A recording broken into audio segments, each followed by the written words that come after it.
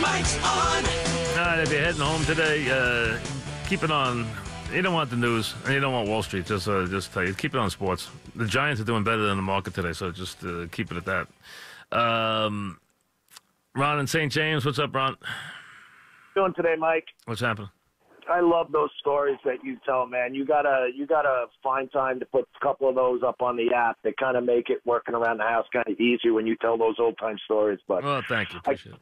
I called to talk about, what do you think about? And unfortunately, wait, I want to change the subject for a second. The Giants, you got a GM that's very sick, and when you have somebody that's sick, everybody needs to understand that there's a process. You can't let the guy go. No, Sherman might not be the voice in the room anymore.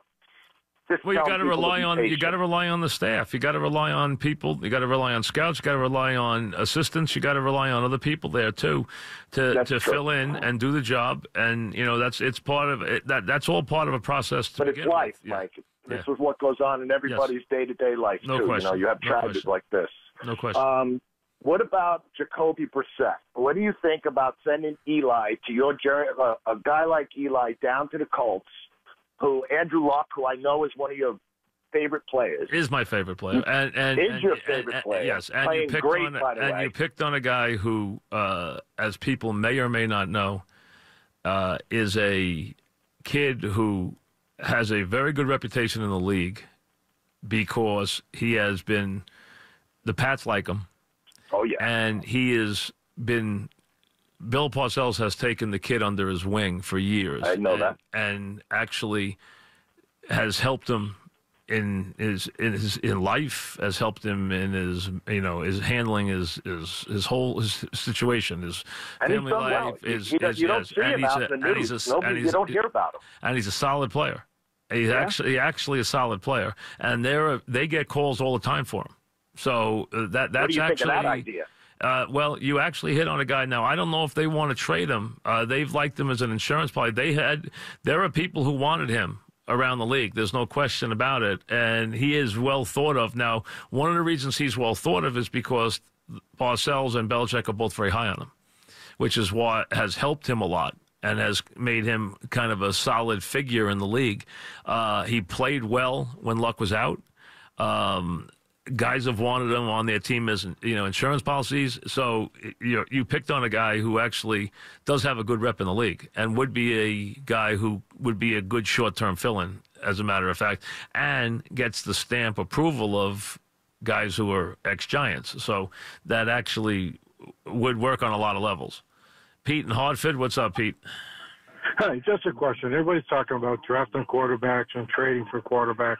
Mm-hmm. Why wouldn't they give Kyle Lewis a shot and see what they have with him? They will, but remember, they've even been fair enough to say that they consider him to be more of a game manager than a franchise quarterback. They compared him to Jeff Rutledge and to Hostetler. And those guys are guys who were there to be backups and to be good guys to keep. And listen, Hostetler did a great job, as you remember. Hostetler stepped in, did a wonderful job with his legs and with his toughness and with his brains because he was a Rhodes Scholar candidate. So he was a very smart kid. He didn't have a great arm, but what you hear about Lillette is he doesn't have a great arm. All right, and he's a guy who is like, if you remember Rutledge and you remember Hostetler, you know the guy you're talking about. You're talking about a guy who's a game manager. That's what he is. Roll it out, push it over here, push it over there. Not a big arm guy, not a guy you think of as a franchise or an exciting quarterback. You think of as a guy who can hold the fort down as a quarterback, which is fine. I mean, but that's what he's thought of. Limited mobility, not overly mobile. He's not a guy that's considered a running quarterback. He's a guy that's considered to be the kind of guy who hangs around the league a long time as a backup, to be honest with you. That's kind of like who he is. Tom in Glen Rock, what's up, Tom? I agree with your point that you were talking about the offensive line, based on what Saquon has done. But part of me can't think about the offense, it seems that the defense knows what's coming. I mean, Eli has been running this variation of the West Coast offense the last 4 years since McAdoo, and it's a very low-risk type of offense. It's not like Gilbride. I was one of the few people who didn't kill Gilbride, and it just seems that he was much more of, adventurous back then. And today it's very simple. And I think it's a big contributor right up there with the possible attrition of Eli's skills, as well as as you point out, the offensive line. Their problems this year have been they cannot block it at the point of attack, either passing or running, and that has hampered them dramatically in the goal line. They have not been able to score when they get the ball down the field. The Giants have moved the ball adequately. The other night, they had 400 yards passing. You don't need 400 yards passing in this league. They had 400 yards passing. Problem is they settle for field goals. That doesn't work, and that's one of their very, very big problems. Is they have not scored touchdowns this year, even when they have gotten the ball down the field.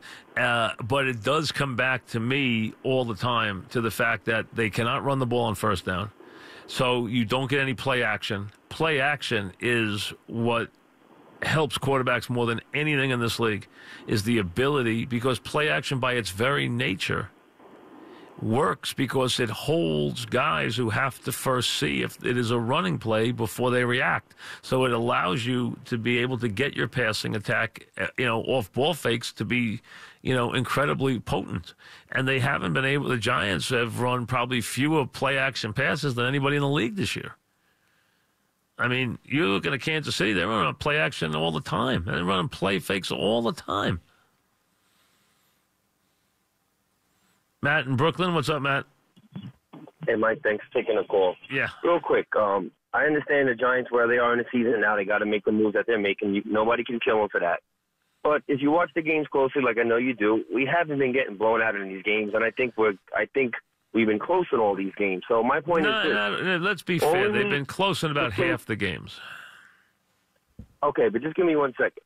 We know the problem is the line, obviously, right? Yeah. We could all agree on that, and maybe the pass rush on defense and how they are on third down. Correct. But if we have a guy that we know, like you said before, we know when Eli gets there, he makes it count and he doesn't choke like a lot of guys do. And we have that guy on our team right now, and we have him through next year. So you said that, I disagree when you said that you don't think he'll be a Giant next year. I mean, what are they going to do with him? He's not going to go anywhere.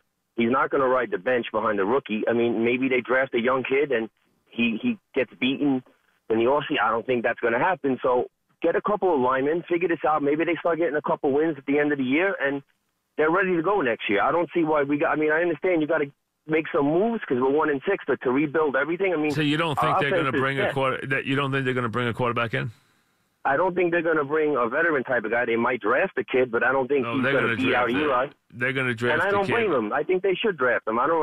I'm an Eli guy, well, I understand that they're obviously going to draft a quarterback. We know that. Yeah, and we can't blame them for that. But, you got the guy in place. And they're going to give that guy a chance to beat Eli out, too. They're going to give him a chance to beat him out. And do you think a rookie would beat out Eli? He might with his mobility if the line isn't good enough to block. And but that's my point. But you're going on the premise. But you're going on the premise. You're going on the same premise again, Matt, that you're going to fix this line by next year. They've taken 3 swings. Like 5 games. In my opinion, they have 5 games with Eli right now. If all of a sudden they play 5 games, the line, because they've slowly been getting better on the line. All of a sudden they play 5 games. I disagree. I thought the Atlanta game was worse. I mean, they had some clear shots like every game, but at least Eli had a couple of times to sit back there and pick a guy out. And this is a terrible defense. I know. And they did not block for the run at all. You guys keep forgetting the run part of this. They haven't blocked for the run all year. You need to run the football some. They can't run the football.